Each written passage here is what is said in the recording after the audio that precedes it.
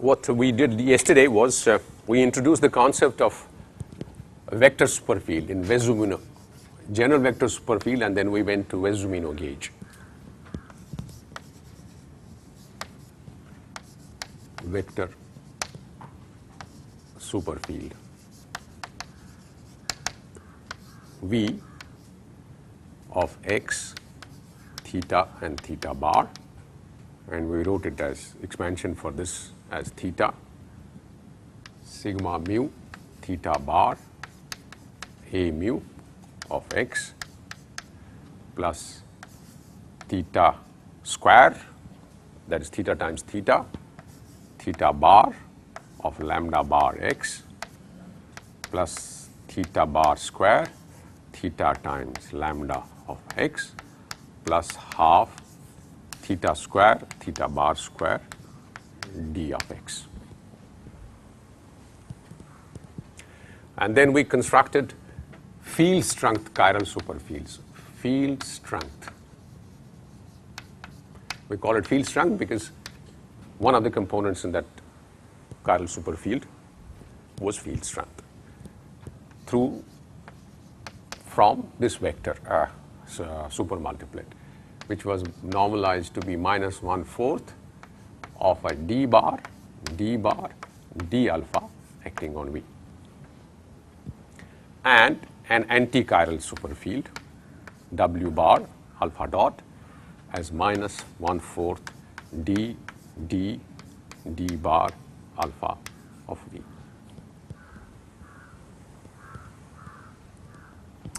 And these are chiral superfields in the sense that they satisfy that we checked d bar beta dot of W alpha is 0 and d beta of W bar alpha dot is 0.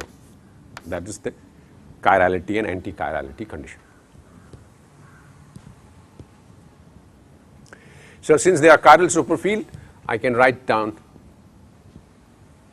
the component expansion for it as a function of the shifted variable y for the chiral superfield, y and theta, and for anti-chiral superfield, y bar and theta bar.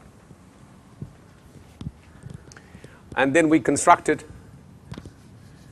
wrote down those expressions, I will not write down them again, and we constructed the product superfield, W alpha. And product of chiral superfields is a chiral superfield. So this is also a chiral superfield, this product. And then we worked out the theta square component of this. And theta square component contained terms like d square function of y, because it's a left chiral superfield, so it's a function of y. Y is that shifted coordinate. Y is x plus I theta sigma theta bar. Was it plus or minus? I always have a confusion on this. For y we had plus and y bar minus. Is that right? Yes. And y bar is x plus I theta theta bar.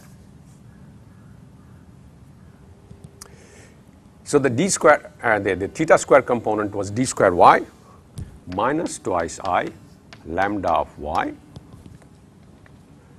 sigma mu d mu lambda bar of y plus minus 1/2 f mu nu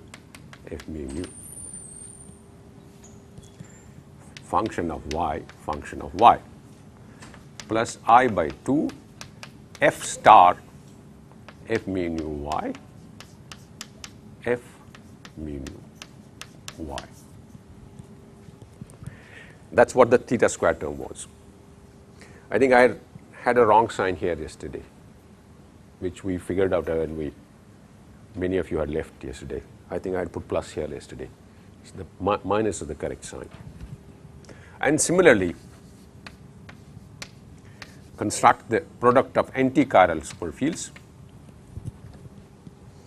and bar fermionic objects have the contraction convention alpha dot down, alpha dot up. And theta bar square component of that object was d square of y bar twice lambda I times lambda bar of y bar sigma mu bar d mu lambda y. Now, this d mu is with respect to y. This is y bar, this derivative.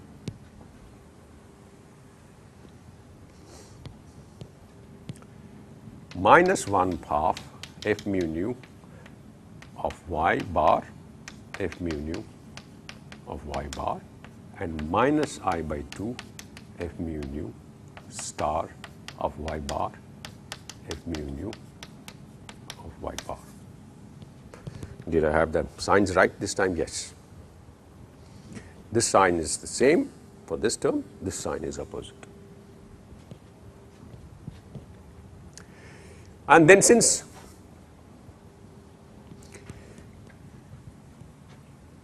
this is a chiral superfield, under supersymmetric transformations, the theta square, the f component of this product of chiral superfield is the coefficient of theta square.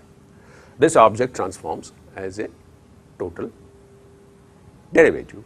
So, that is a good candidate for action, because action constructed from that would be supersymmetrically invariant.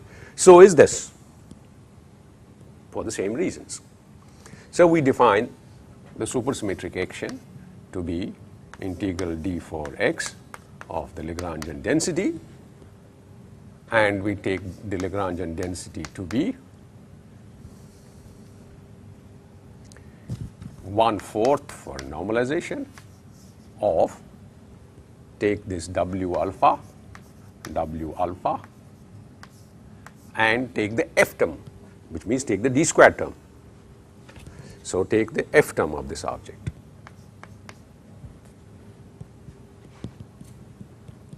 And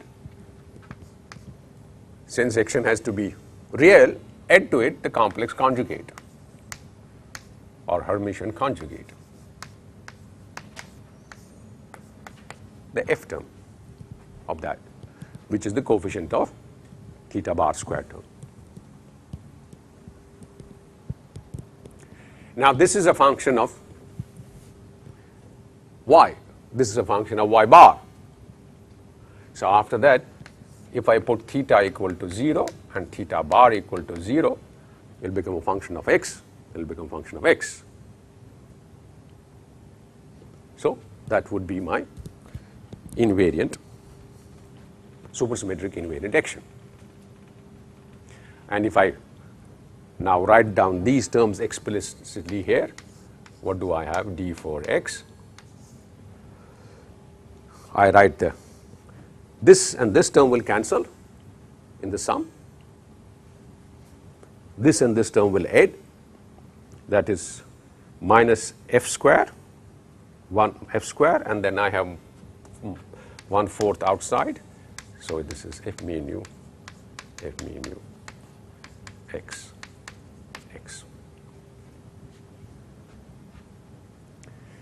Then I write down these two pieces, and these two pieces are I by 2 lambda bar sigma bar dot d lambda, where sigma bar dot means sigma mu d mu,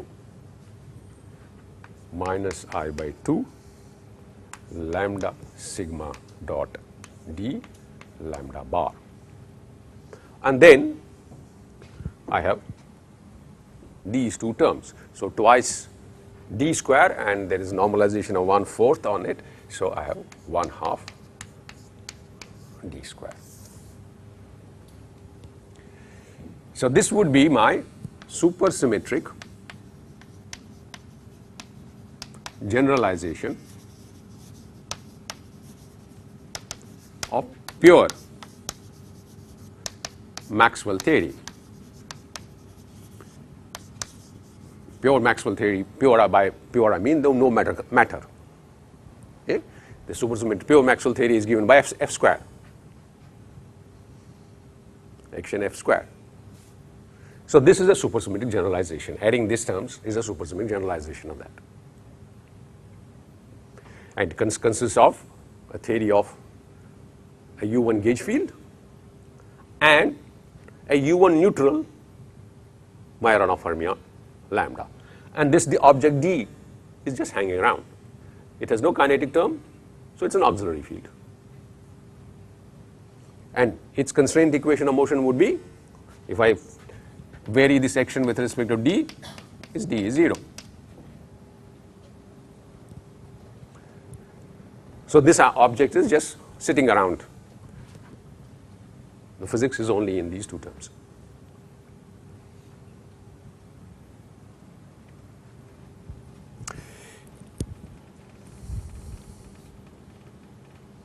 Now let's couple matter to it, matter coupling.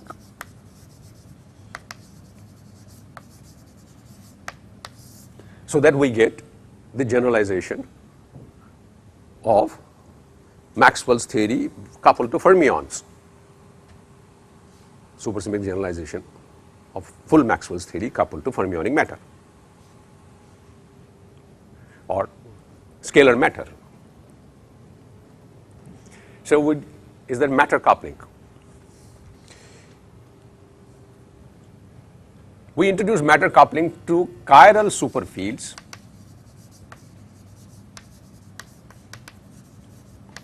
capital phi L, maybe certain number, L is 1, 2, 3, 4, some number.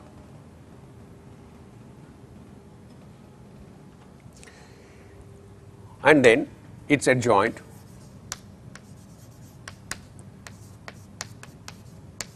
which is an anti-chiral field.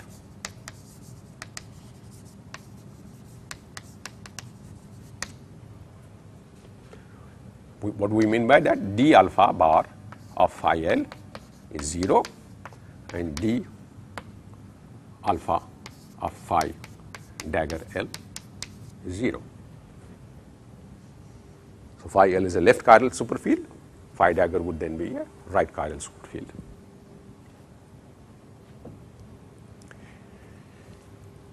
Under U1 gauge transformations, we change the superfield phi L to superfield phi L prime by a phase, a superfield phase, exponential I, some convenient normalization twice of minus of G, G is the U1 coupling, we normally call it E, but here I have called it G, electromagnetic coupling, G, times the charge of this field, times the transformation parameter, that is how we define acting on phi L, transformation parameter.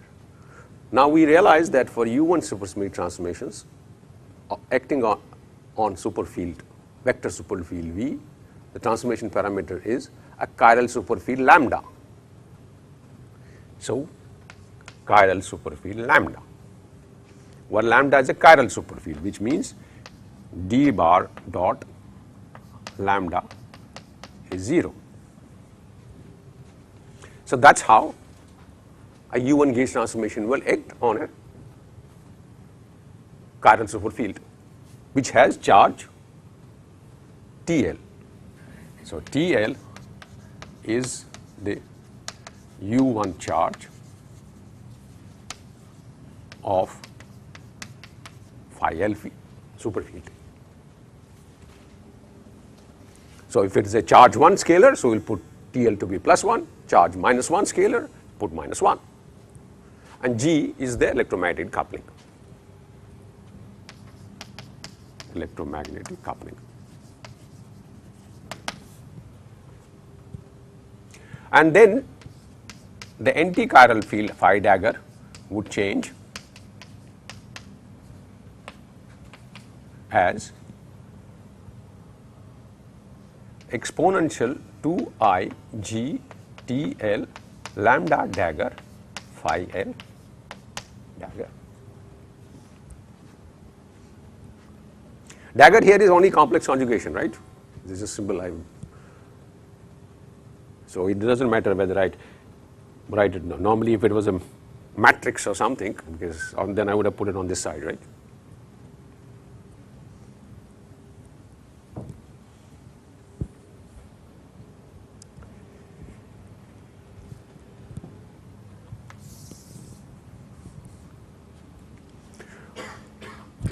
And if lambda is a chiral superfield, lambda dagger is a anti-chiral superfield.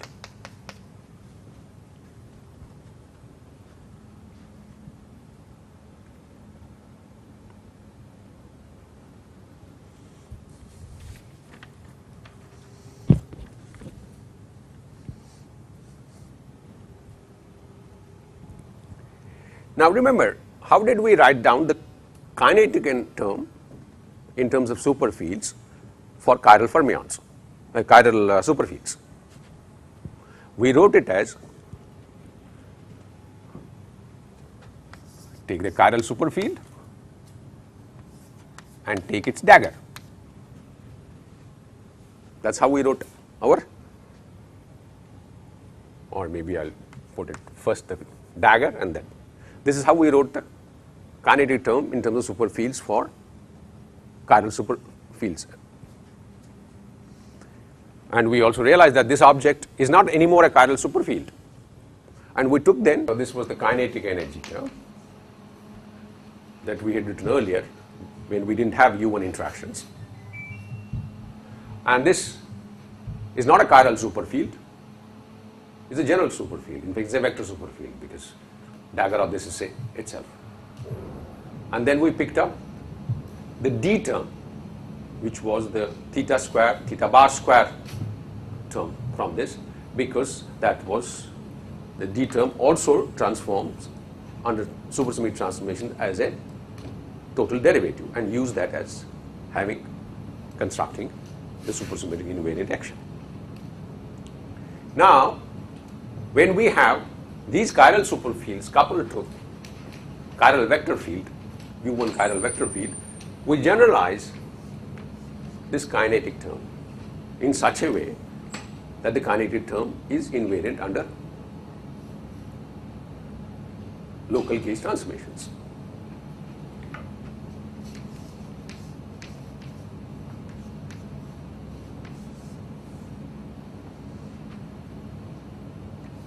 So since we have L of them, so I put L there. Twice G T L V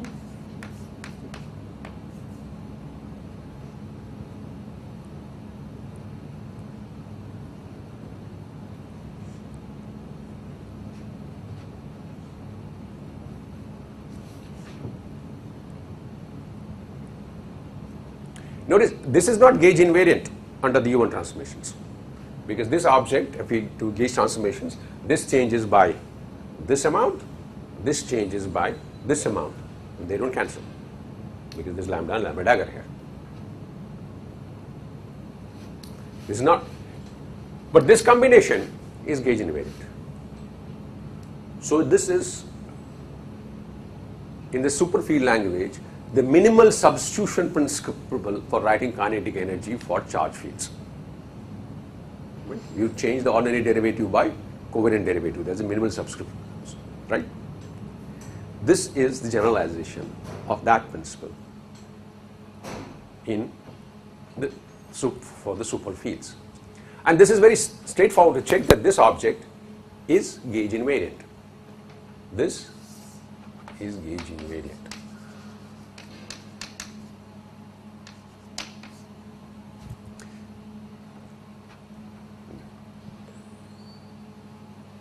Now, twice GT L V. How does it transform under gauge transformations? U1 transformations? Exponential 2 GTL.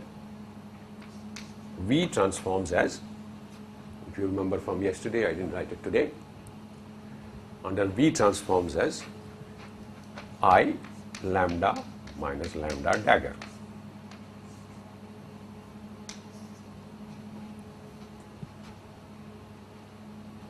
V shifts by this amount. That was the transformation on the vector superfield under U1 transformations.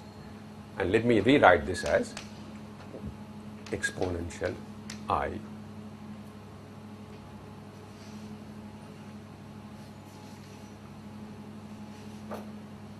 G TL lambda dagger minus sign and twice exponential 2GTL V exponential 2IG TL lambda.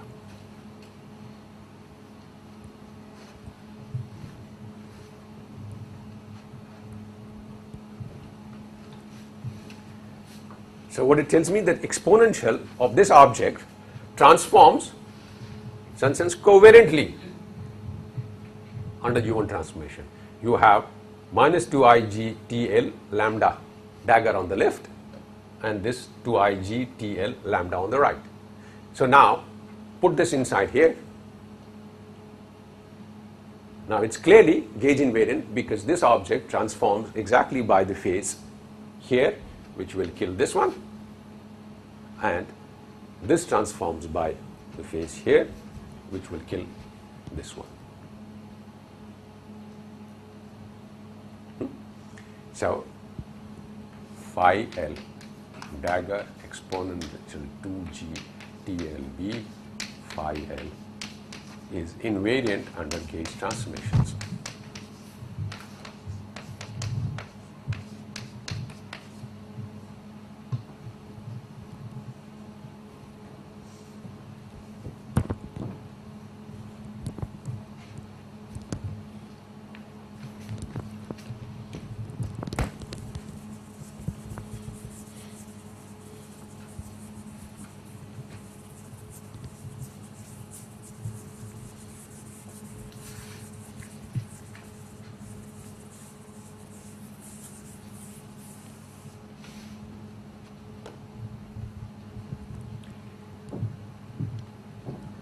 Notice there is no I here.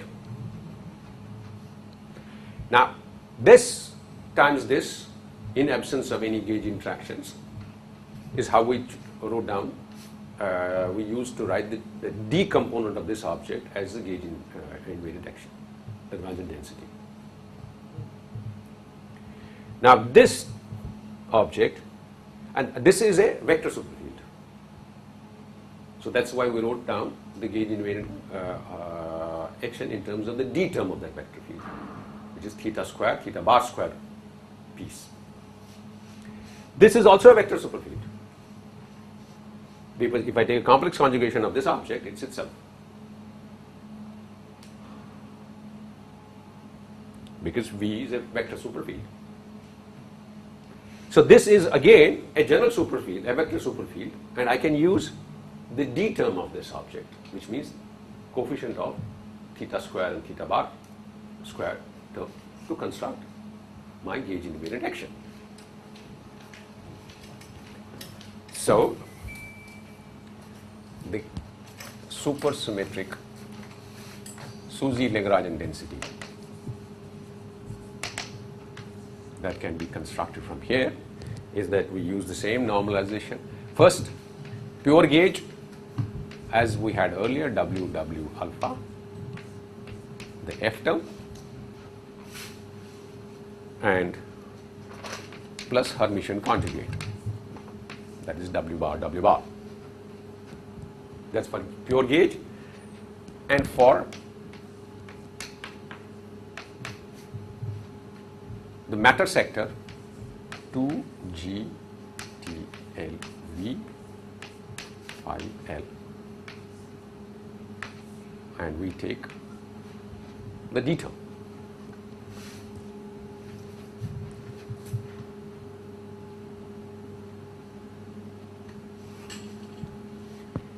And then Like we did for chiral superfields, you can put a general superpotential. And that superpotential we construct in terms of, now this curly W, not this object, which is a function of chiral superfields, and take the F component of that.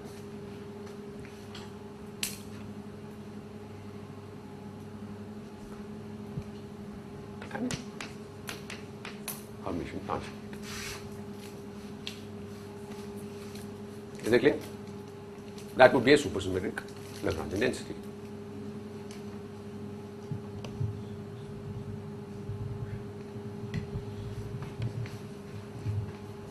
Now, of course, this theta equal to 0, theta bar equal to 0.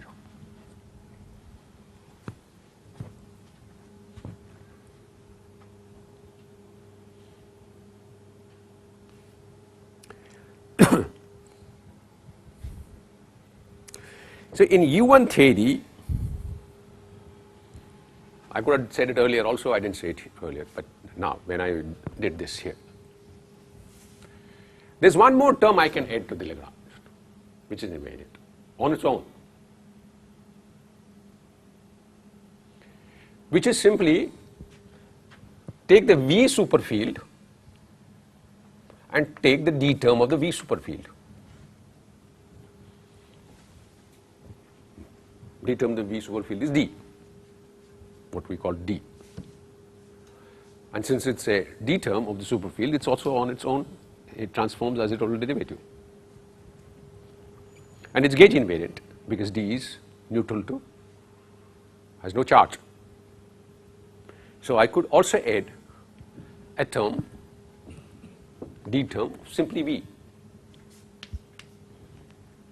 And since it's supersymmetric on its own, I can add it with an arbitrary coefficient.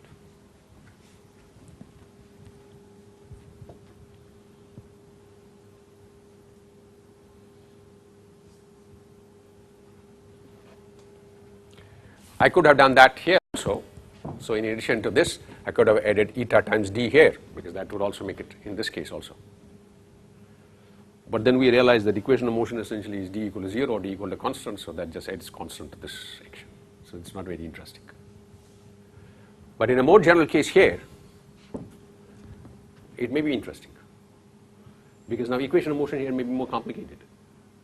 Equation of motion for D. Equation of motion for D will come from here, variation because D is sitting here. D is also sitting here. The D component of the vector superfield is sitting here also. So it is coupling these fields. So the corresponding equation of motion can be the constraint equation.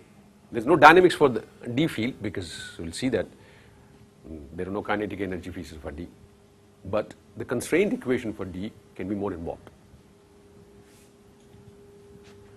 And if it's more involved, then this term can have some meaning. I'll make this remark now and we'll come back to it later. In the non-abelian generalization, when we do it, there is no such term, because a non-abelian generalization would have a non-abelian D term. And a non-abelian D term on its own is not gauge invariant,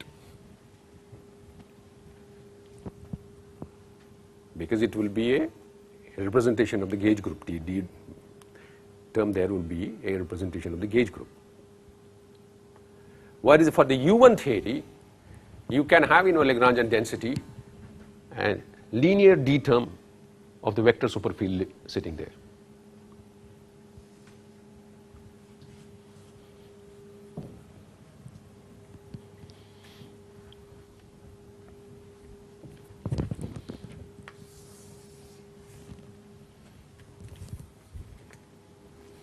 And for Shri, this is one of the reasons why D term can get U1 D term can get generated radiatively sometimes, because it's on its own is gauge invariant, where a non-abelian D term cannot. And On dimensional grounds, you can always see that if a D term gets generated because it's a dimension 2 object, the coefficient it will have has to be mass dimension 2. So the action is total mass dimension 4. So that can be quadratically divergent. Quadratically divergent, just by dimensional grounds. Just by dimensional grounds. So in order to ensure quadratic divergences, absence of quadratic divergences, you must understand the role of this D term. In the absence of any other masses, right? Otherwise, the coefficient would have been some mass in your squared mass. See, and the point is that this is clearly this is dimension mass square, right? Now, even if I didn't have that, can I radially generate such a term? Huh? There's no reason why it has to be proportional to some other mass in the theory, right? Yeah. Otherwise, it would have been. But radiatively, if it is generated, it would be correspondingly generated by a divergent object, and that divergence, but dimensional grounds will have to be quadratic. Okay, so that was a side technical remark, which, if some of you understand it, fine. Otherwise, you will maybe understand it later at some stage. So even though it is supersymmetric, it can have quadratic. Yes, that is the point. Yes. So anyway, so point is that you must register that in U1 theory, this D term has some special structure, because it can be there in the supersymmetric Lagrangian on its own.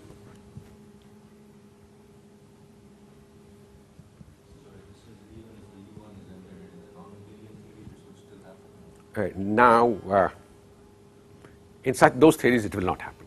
The reason it will not happen is that D term will never get generated, because it will get generated by amounts which are also proportional to the U1 charges.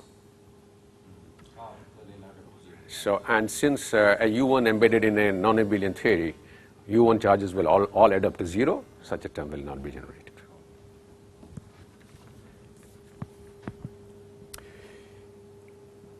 So now,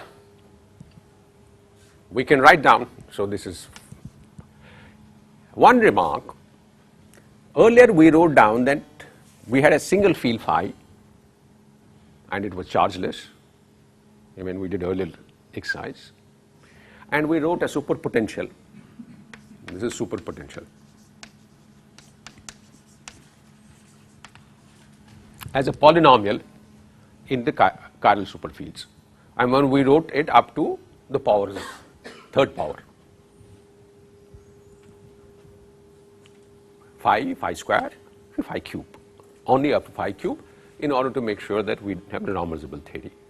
The final potential that will emerge will not have any terms of order in the Lagrangian of mass dimension more than 4. But here what we want to do is that we also want gauge invariance, and phi L's carry the U1 charge TL. So the combination of polynomials that you write of phi L times phi L prime had to be such that the total U1 charge in those terms has to be 0, otherwise it will not be gauge invariant. For example, if I have a term here in W which is phi L plus times phi M,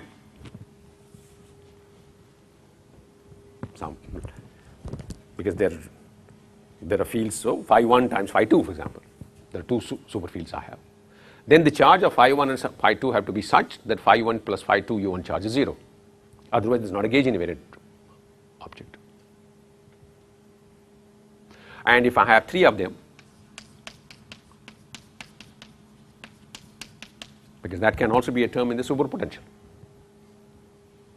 then the sum of these 3 charges has to be 0, otherwise that is not gauge invariant. Clear? So superpotential has to be so constructed that each term is such that sum of the total charges of the fields involved is 0.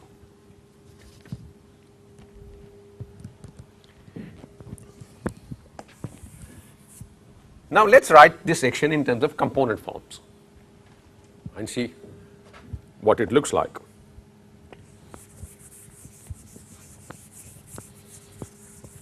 I think I rubbed it off because this part is common to, this part was common. So maybe I'll rewrite that part again. So component form, Lagrangian density is 1/4 from this piece we have what we had earlier, minus 1/4 f mu nu f mu nu, and then the fermion pieces minus I by I have, okay, I'll write it like this now, lambda bar sigma bar d mu lambda. I wrote two terms earlier with half.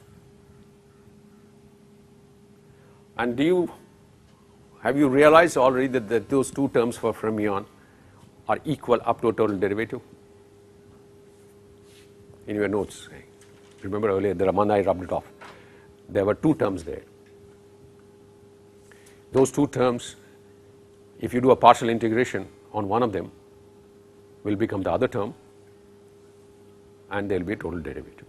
So those two terms are equal up to total derivative. So I have added them up here and thrown away the total derivative. That's after putting theta and theta bar as 0. Huh? After putting theta. Yes, after theta bar, when I wrote the component, the one I rubbed off, the component Lagrangian density for pure Maxwell's theory, I had written two fermion terms for kinetic energy. I half. Making the in terms of x variable.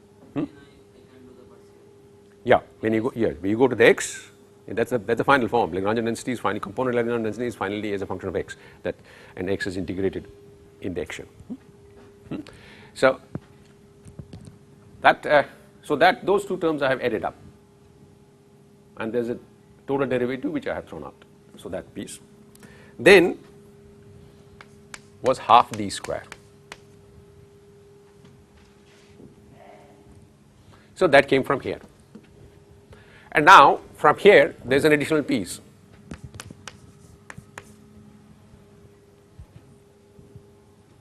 Eta d.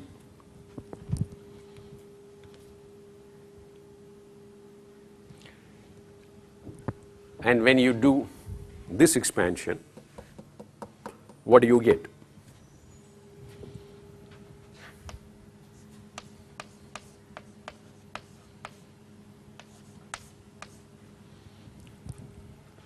Now let me write it here. Phi L as a function of y and theta is small phi root 2 psi L y theta theta square f L y. That's how you write the superfield. For each one of them you have a phi L, you have a psi L, and you have an f L. So this is that phi L, and phi L is a complex object, and what you get is mod square this.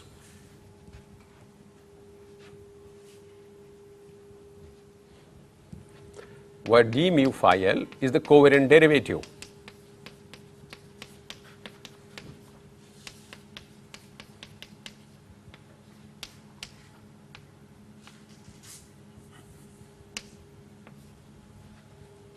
There's an I here, right?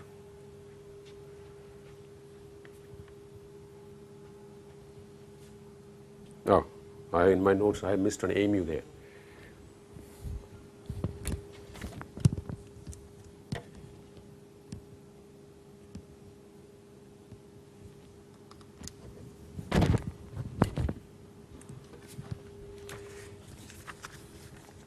So if I had not coupled these, if I had not put this factor here, I would have simply gotten ordinary derivative phi square.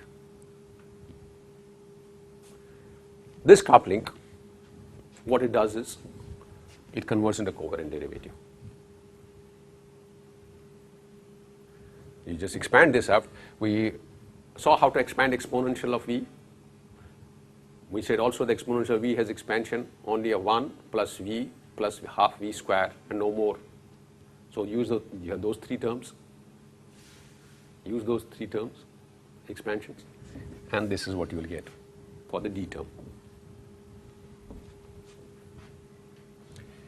Then you will have minus I psi bar L sigma bar dot covariant derivative of psi L, while covariant derivative of psi L is d mu I g t L a mu of psi L.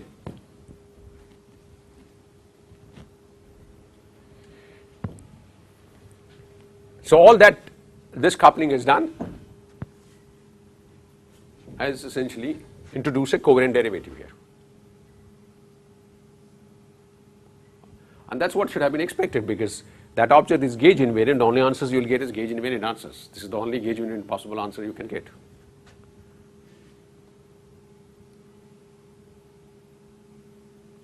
Then there are additional terms which you would not have, and the additional terms are, let me put it here, plus minus root 2 g times TL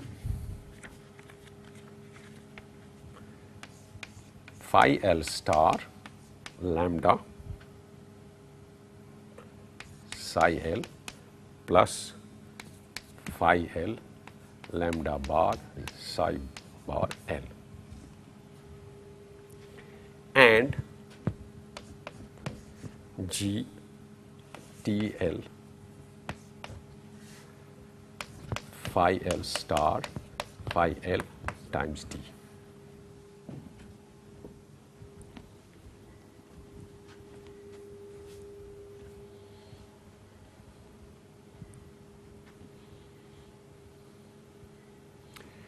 So, that is what you get from this term.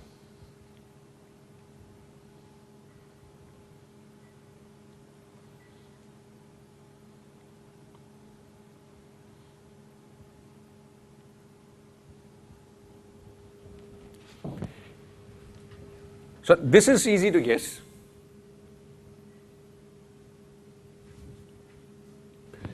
This is not also very difficult to guess, because you have coupling of these objects with V. So, there would be fermion couplings of the chiral superfield and the vector superfield. So, you have in sense of Yukawa couplings getting generated. Yukawa couplings are the couplings of fermions with scalar fields.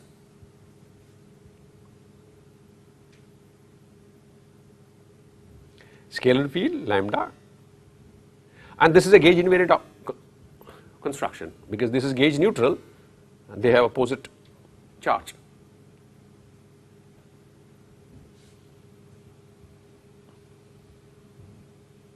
And this is this additional piece. Now, this is what I am telling you. Now, D is coupling with scalar fields, and that is coming from this term. So, the equation of motion of D is somewhat non-trivial, because it tells you D is, if you vary now these three terms, it tells you D is function of i's.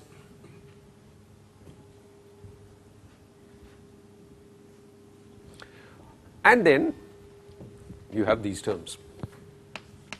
And if you remember last time how these terms came, was that you have W Lth derivative of phi of the L, W sub L was the derivative with respect to phi L. That is how we had introduced the notation of superpotential with index L, the derivative with respect to phi L, times Fl minus half psi L psi k W L k of phi plus Hermitian conjugate.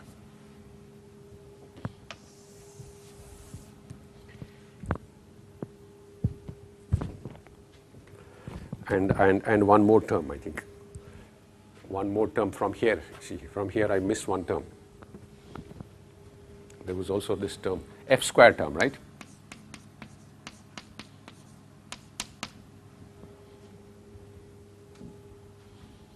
that comes from here.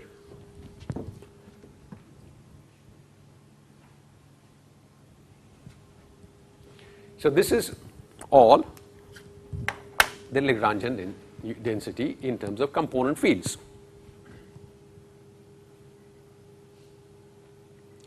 So you have dynamics for the gauge field, you have dynamics for the superpartner of the gauge field fermion, you have dynamics for the scalar fields, you have the dynamics for these fermions, but you have no dynamics for F, no dynamics for D, because there are no kinetic energy terms for F and D, F's and D's and D. So F's and D's are auxiliary fields. FLs and D are auxiliary.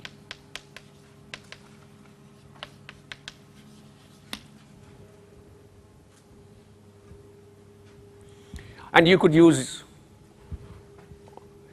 find out Euler-Lagrangian equations of motion for them, where FL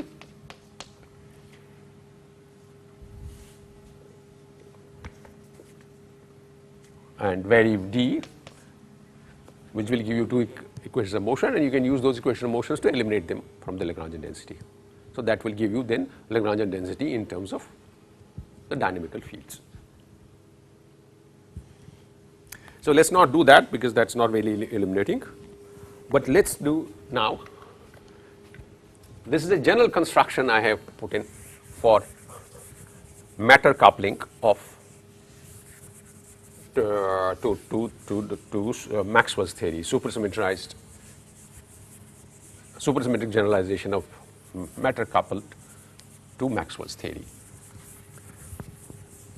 Now let me take explicitly supersymmetric generalization of QED.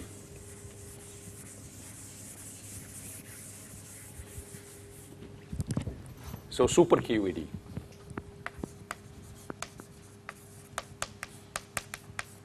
Super QED is a simple example, special example of this construction.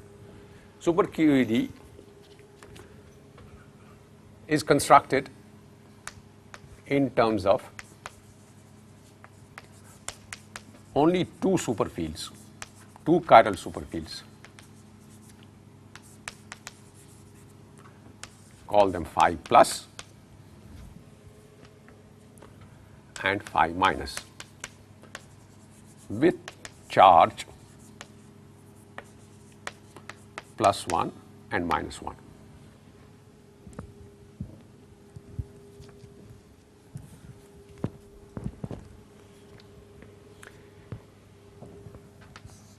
Under U1 transformations, phi plus transforms to phi plus prime, which is exponential minus 2I G, and charge is +1, so 1 times V phi plus.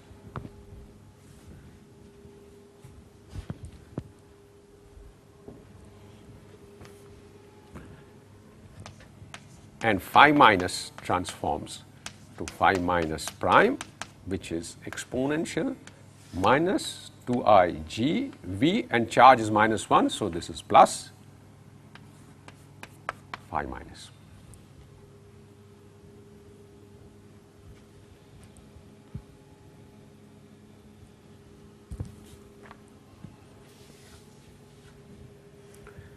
And G I have replaced by E, so let me replace E by G, G by E. So G is equal to E, the electromagnetic charge now.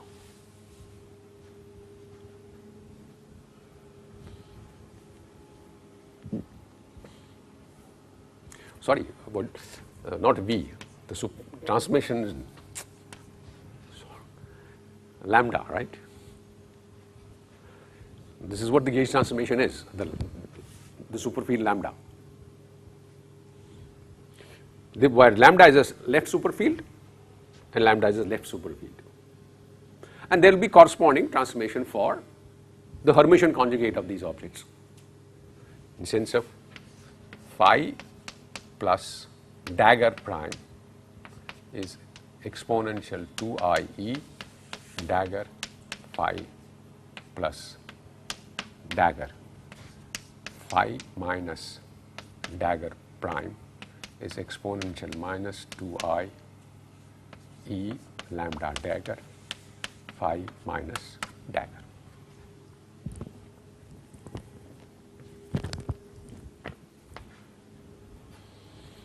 Now the supersymmetric Lagrangian density that we can write is, so super QED will be again same object 1 by 4 W alpha plus Hermitian conjugate and take the F term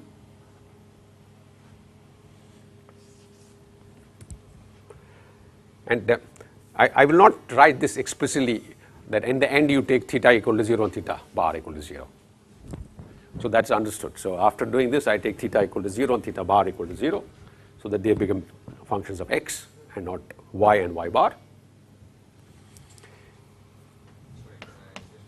So the phi minus will not have a lambda dagger in it. No, they are both chiral superfields. It's not like phi minus is Phi minus is another field, it is not a conjugate of phi plus. Conjugate is of this is this, this is this. Okay. They are not the conjugate of each other, but they have charges plus 1 and minus 1.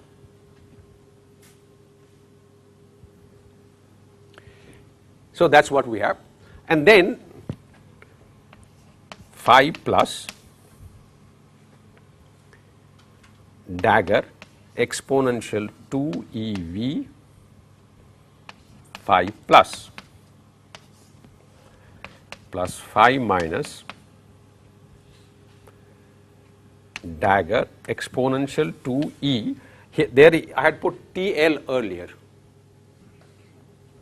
So the charge was plus 1 here, so that I have replaced here as 1. And G has been replaced by E. Here, because charge is minus 1, so this minus sign. So you take the D term of this.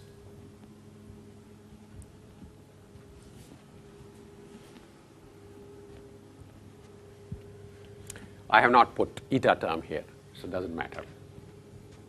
So without the eta term. Huh? Huh? This is the vector superfield. I mean, you are doing the reverse confusion than I was doing.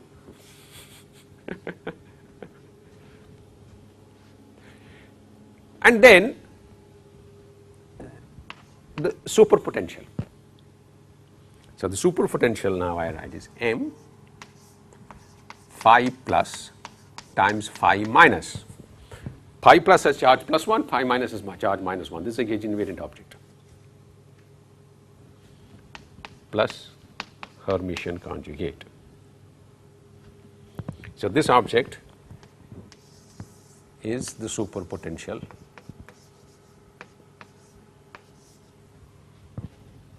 plus superpotential Hermitian conjugate.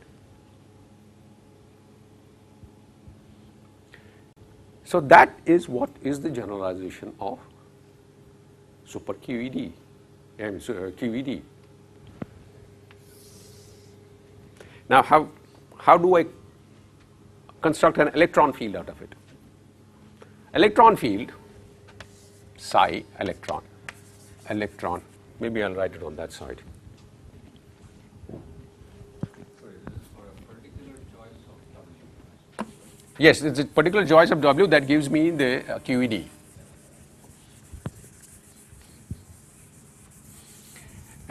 See, with these charge assignments, I cannot write a phi cube term because phi cube term will not be charge neutral. I can write only phi square term, and phi 4 terms I do not write because I do not want renormalizability. So for this assignment that I have here, the only possible super term, superpotential is this one.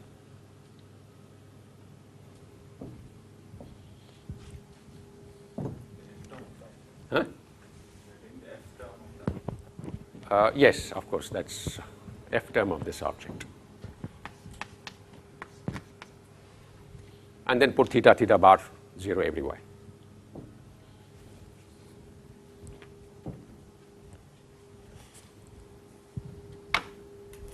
Now, electron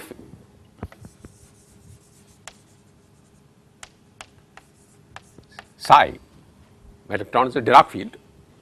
So, Dirac field is made of 4 components. So, I need to write it in terms of two component objects. And the two component objects are psi plus alpha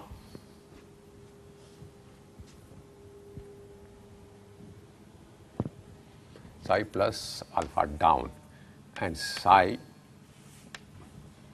bar minus alpha dot.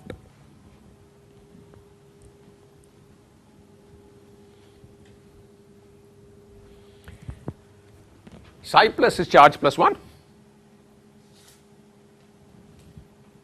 psi minus is charge minus 1, and psi bar is charge plus 1. So, my electron is charge plus 1. I have used units of electron, normally one is minus 1, right. So, electron is charge plus 1. It is this combination that makes the QED electron.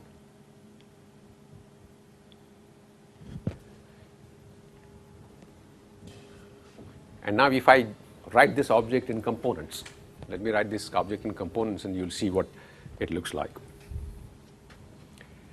So, LQED in components is minus 1 by 4 f mu nu, that is same, plus I lambda bar sigma bar dot d lambda minus I psi bar plus sigma bar covariant derivative psi plus minus I psi bar minus sigma bar covariant derivative psi minus plus d mu phi plus mod square d mu phi minus mod square minus m square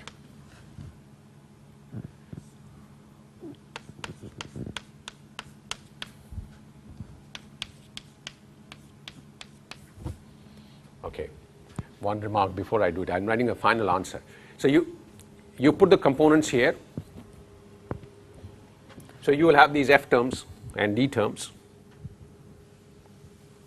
No, this term and this term correspondingly here. Use the equations of motions for f's and d's to eliminate them. So, this is the answer after using equations of motions for f's and d's. After using equations of motion for f plus and f minus and d.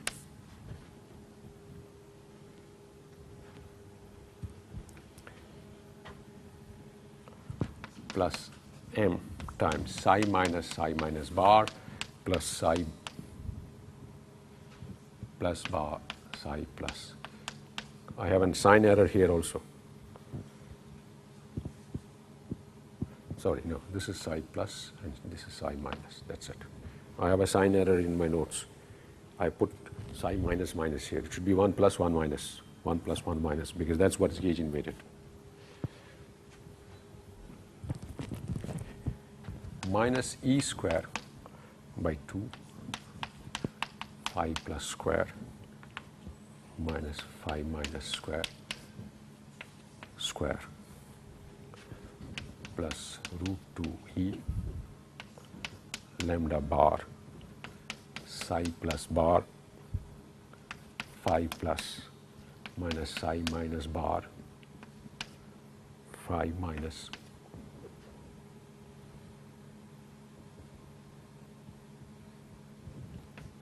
plus lambda psi plus phi star plus minus psi minus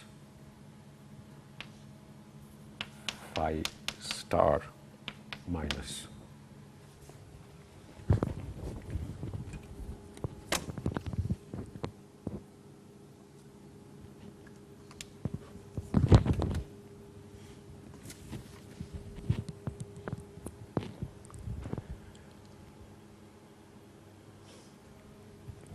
So this is what is supersymmetric QED.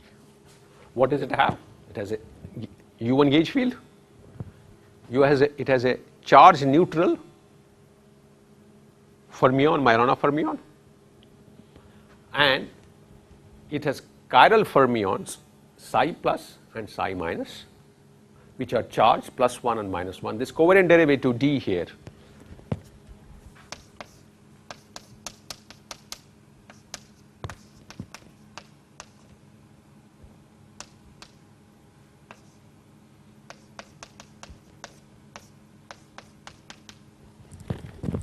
this covariant derivative remembers what charge it has.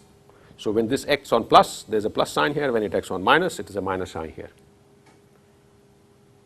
Clear? And similarly on phi's.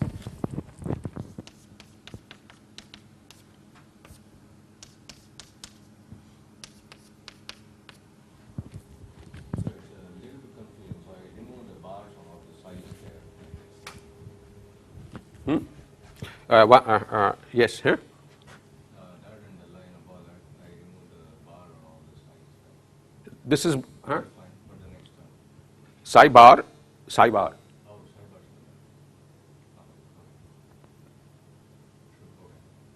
Because this is what is a mass term for a Dirac field. If I write it in terms of these components, this is same as this psi bar now is Dirac conjugate. Right? That's dagger times gamma naught. there you wrote psi plus as a 2 component, but here you mean it as a 4 component. No, this is 2 components here. This is 4 component. But psi bar here you still mean as a 4 component, right? No, psi bar, no, psi bar I simply mean complex conjugate of psi. This bar is complex conjugate. These are 2 component notations. Okay? And it's this pair that makes a Dirac fermion.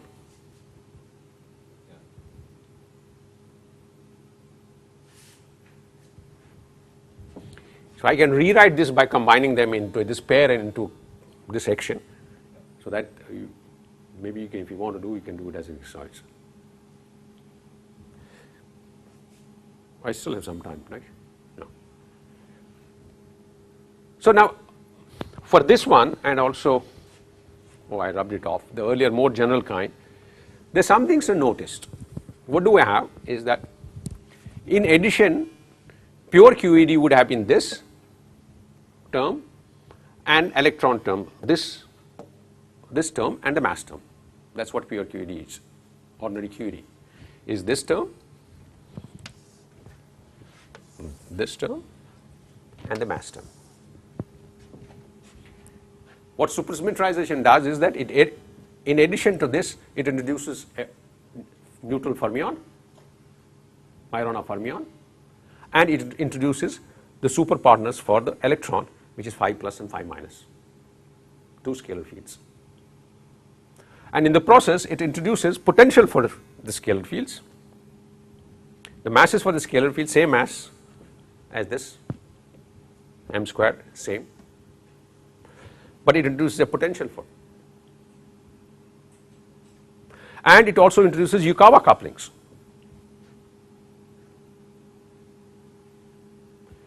But Yukawa couplings are not independent couplings. They are related to the gauge coupling.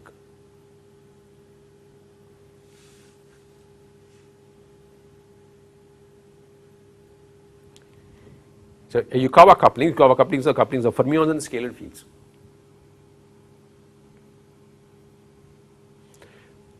And that is, so Yukawa couplings are not independent couplings in supersymmetric theories.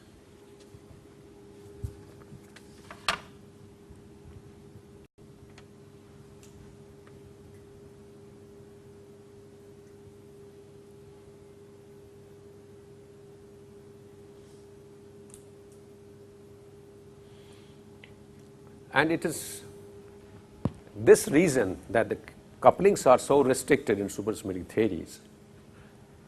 Phi 4 potential, right? This is phi 4 potential. Phi 4 coupling is not independent coupling. It is related to the electromagnetic coupling. And it is this relation amongst various couplings which gives you the nice properties of supersymmetric theories. For example, coordinate divergence is cancelling, because if these relations did not exist amongst the couplings, the coordinate divergences would not cancel.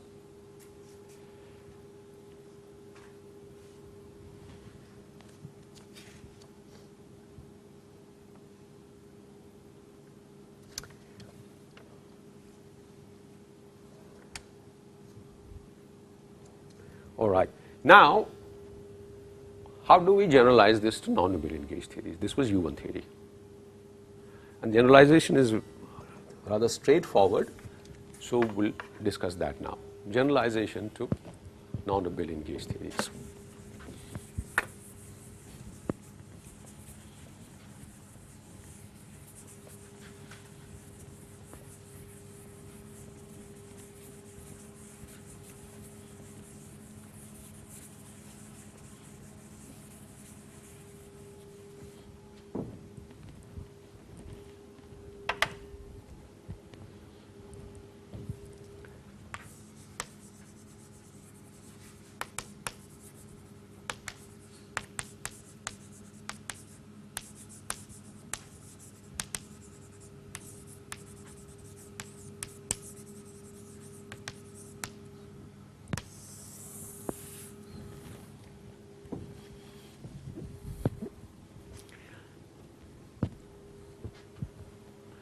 The first thing is,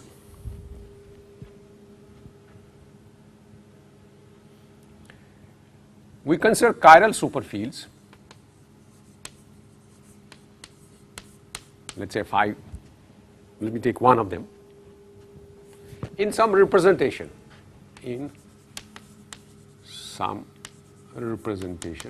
of the gauge group, some gauge group G, or some SUN or SU2 or SU3.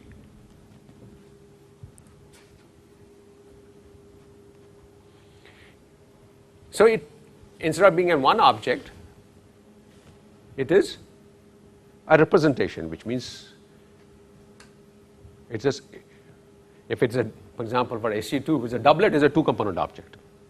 For its SU3, it could be a three component object in the fundamental defining representation. Or in SU2, if it is an octet, if it is a triplet representation, spin 1 representation, it could be a 3 of them. So there is an internal space index. I may put it explicitly or not put it explicitly, that is there.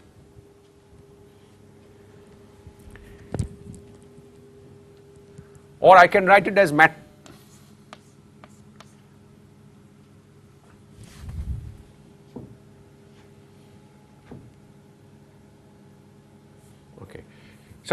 So it's a certain vector, certain number of components, and under gauge transformation,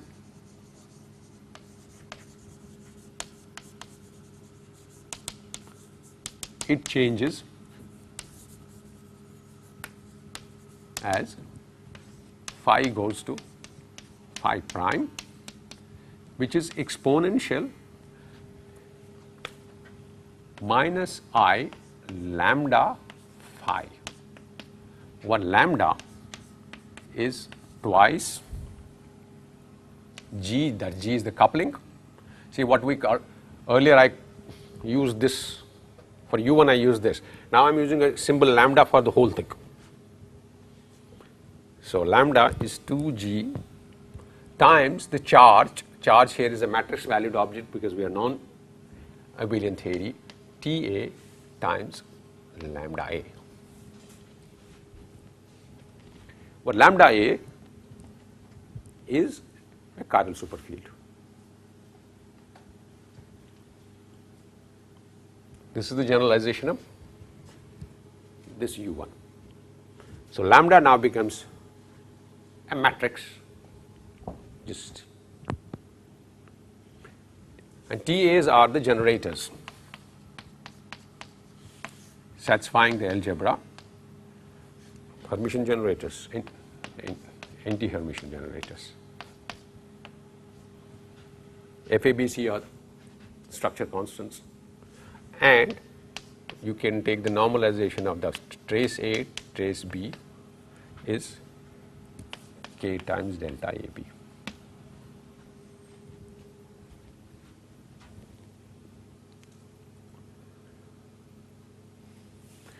So chiral superfield now is a representation of the gauge group. It could be a doublet, triplet, or whatever dimensional representation I have in mind for SU2, for example, or any other gauge group. And under SU2 transformations, it will transform like exponential I times lambda. Lambda is a transformation matrix, superfield matrix, just 2 times gauge coupling, TA times lambda. And there are lambda, and A runs from 1 to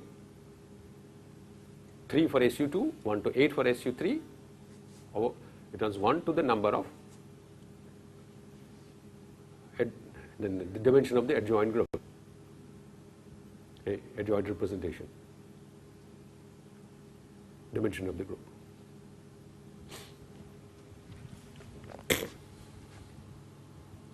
Okay. Well, now like we said, lambda A are chiral superfields.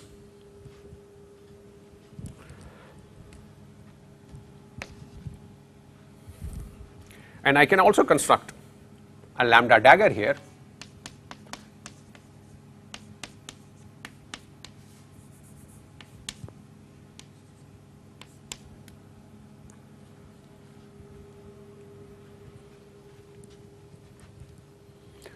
T are Hermitian matrices.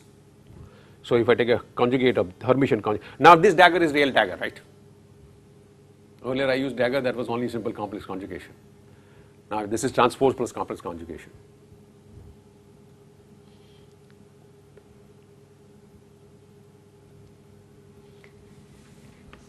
And d alpha of A dagger.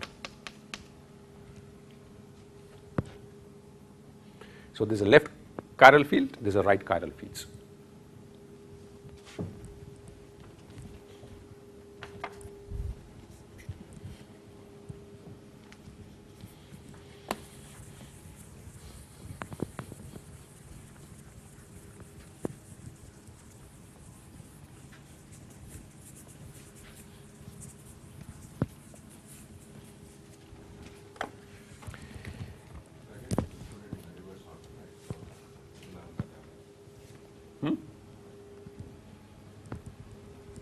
Here?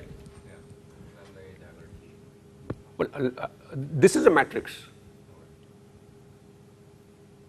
These are just numbers for A. This is not a matrix. This whole thing is a matrix because T is a matrix. Okay? So it doesn't matter which way I put it.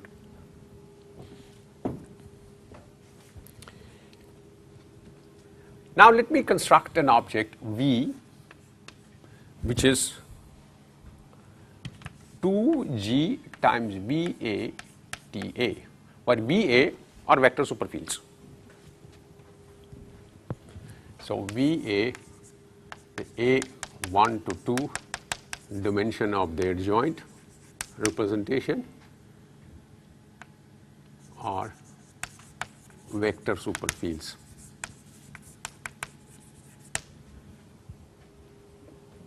I introduced so many of them. For SU2, 3 of them. For SU3, 8 of them. And I construct a matrix V by multiplying TA with V and multiplying with 2G.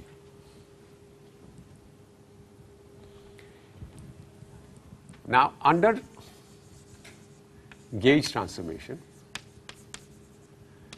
and I construct exponential of V transforms as exponential of V prime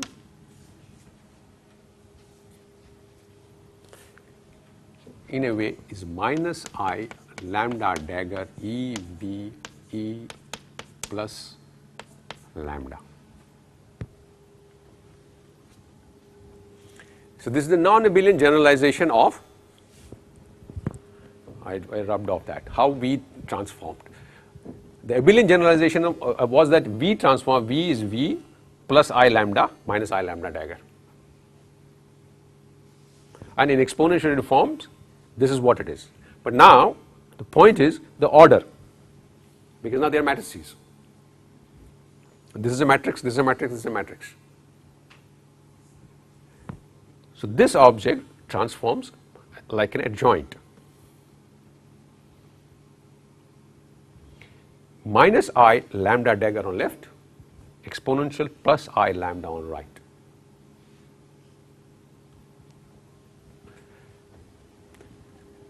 Now if this is how V transforms, E minus V, which is inverse of this. How does that transform?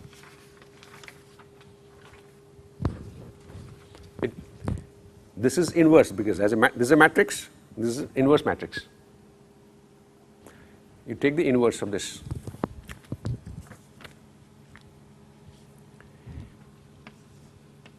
Minus I lambda E minus V E I lambda dagger.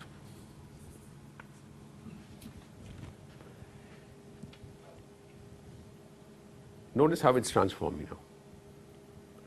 This is not simply just you replace V and V minus here V. This is lambda dagger, this is lambda.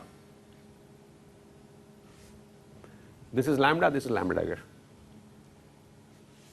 And that's the correct transformation law, because if I take the product of these objects, that's 1. And if I take product of these objects, this kills this will kill this, and this will kill this. So the order E minus I lambda, E minus V, E plus I lambda dagger.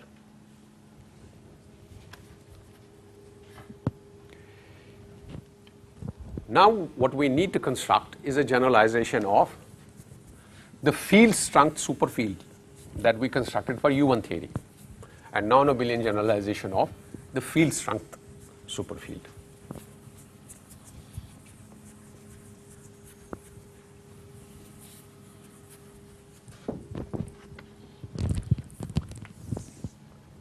Field strength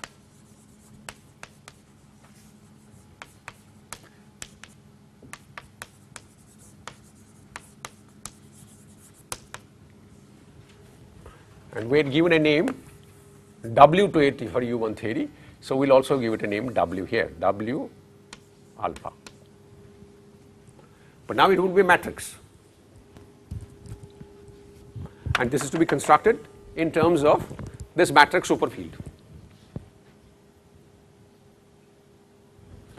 Now notice this normalization is the same, 1/2, and d bar square is the same.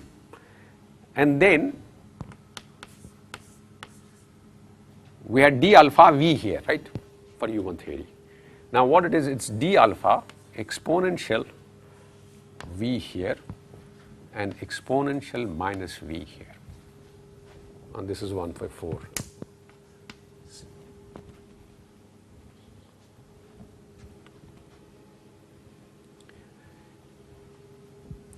So this is a chiral superfield. You can check it's a chiral superfield for the same reason as we had earlier.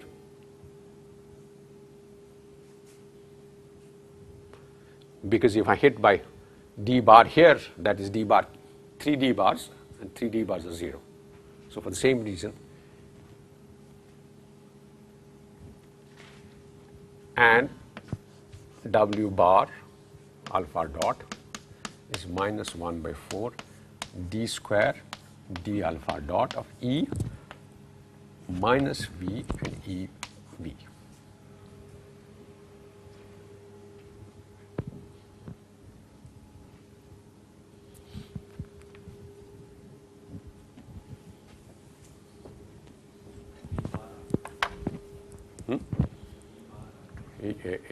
This one, d bar, second d bar.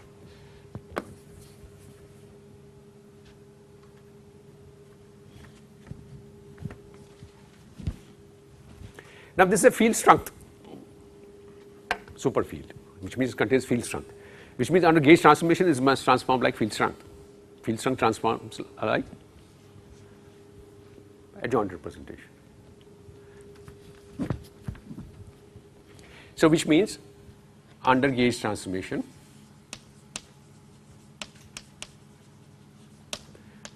W alpha will change to W alpha prime, and it should transform like field strength, which is minus I lambda W alpha I lambda.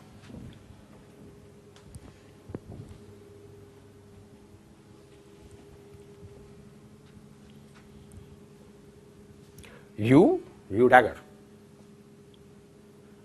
but it's lambda lambda.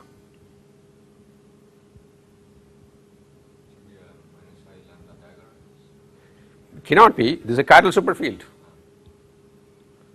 You transformed a chiral superfield. So it has to be lambda here and lambda here, both chiral superfields. Only sign difference.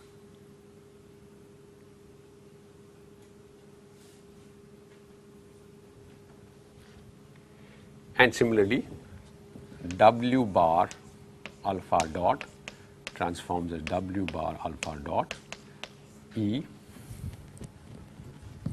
I lambda dot lambda dagger W alpha dot bar E I lambda dagger.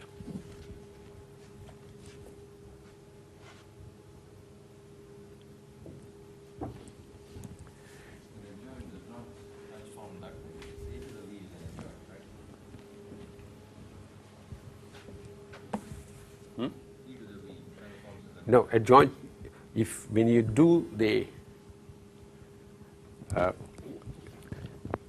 U and U inverse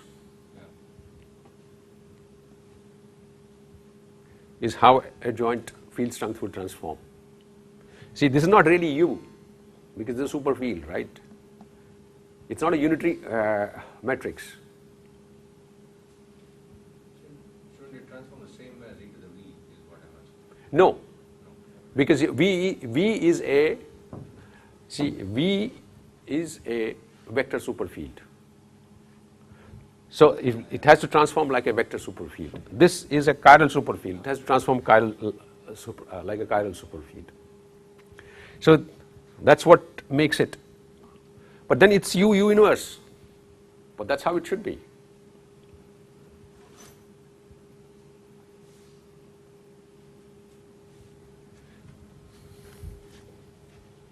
Now let's check that these are indeed the gauge transformations for W's.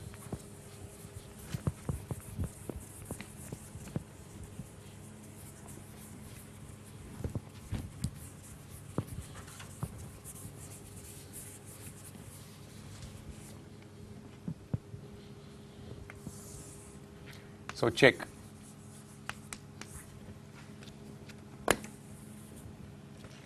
Let's start with W alpha prime.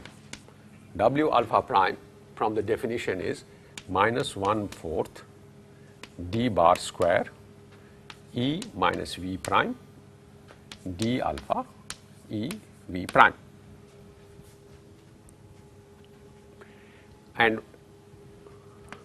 this is 1/4 d square, and E prime, E minus V prime, we wrote somewhere there, is E I lambda E minus V E I lambda dagger. I think there's a minus sign here, right? I can't see from here. Yeah. So that's this object times d alpha, and E to the V transforms as E minus I lambda dagger E V E I lambda.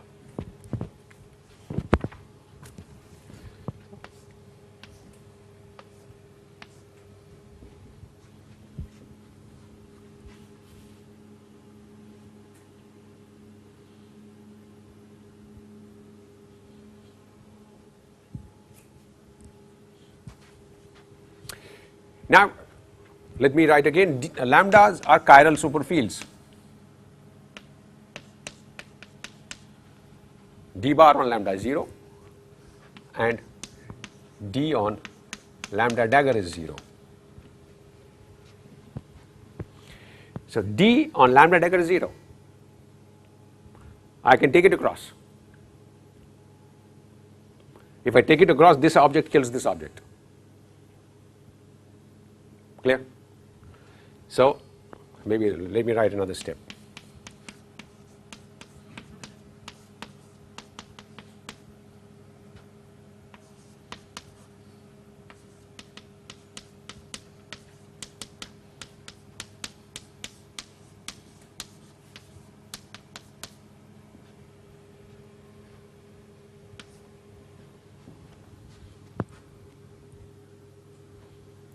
Because D acting on lambda dagger is 0, I can take it across, but this is inverse of this, so that goes away.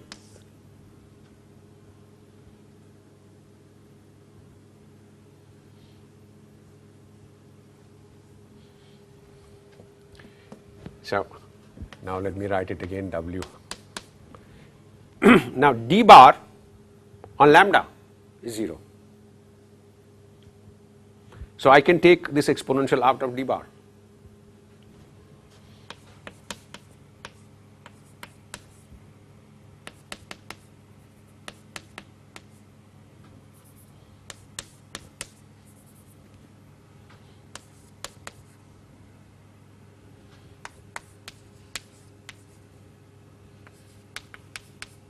These objects, but this is a chiral superfield.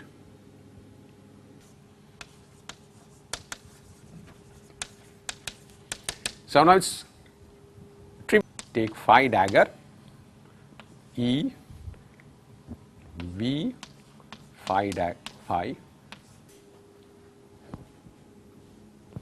If you do this now and write down in component form, I will just write down that answer and then close.